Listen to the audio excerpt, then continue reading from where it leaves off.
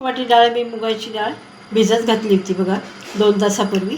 ती चांगली भिजली. आता आपण मुगाची डाळ करतोय ह्या दुपारी. गॅसवर मी पॅन ठेवला आहे बघा. त्यात तेल घालते.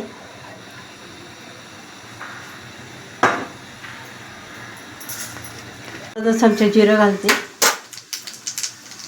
थोडीशी राई घालते. थोडा हिंग घालते. कढीपत्ता टाकते. बघा एक कांदा मी किसून घेतला आहे असा, तो टाकते.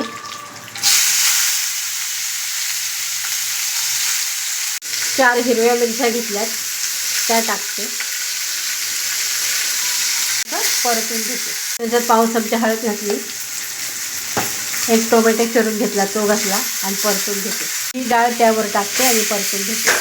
डाळ चांगली परतून झाली. आता त्यात मी पाणी टाकते बघा.